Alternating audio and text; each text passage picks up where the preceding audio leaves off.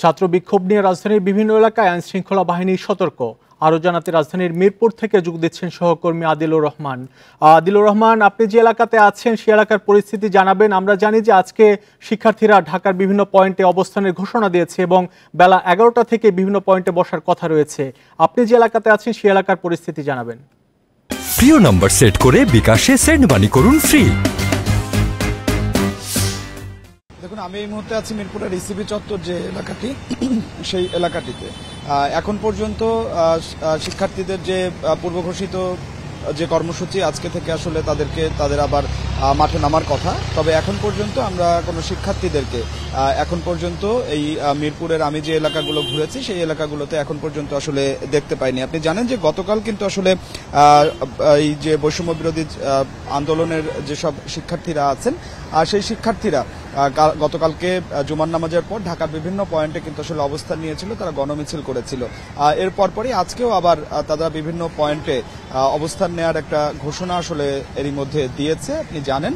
তবে এখন পর্যন্ত আসলে শিক্ষার্থীদেরকে বা বৈষম্য বিরোধী আন্দোলনের কোনো কর্মীদেরকে এখন পর্যন্ত আমরা মাঠে নামতে দেখিনি।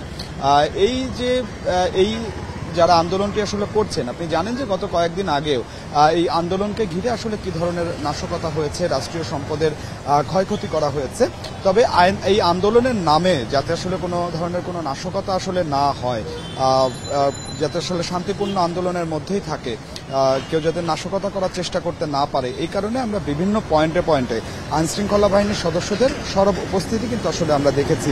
এবং গতকালকেও কিন্তু আমরা আইনশৃঙ্খলা বাহিনীর সদস্যদের ঢাকার বিভিন্ন পয়েন্টে অবস্থান নিতে দেখেছি। তবে আইনশৃঙ্খলা বাহিনীর সদস্যরা কিন্তু আসলে সতর্ক অবস্থার মধ্যে আছে।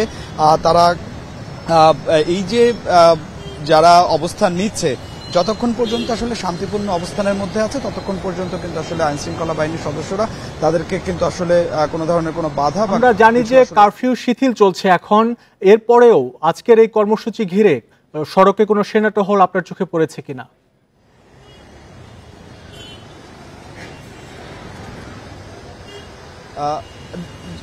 দেখুন, আপনি যেটা আসলে বলছিলেন যে কারফিউ শিথিল সময় চলছে, কারফিউ শিথিলের সময়ের মধ্যে আমি আসলে তেজগাঁ থেকে এই ইসিবি চত্বর পর্যন্ত এসেছি। এর মধ্যে আসলে সেনা টহল এখন পর্যন্ত আমার চোখে পড়েনি।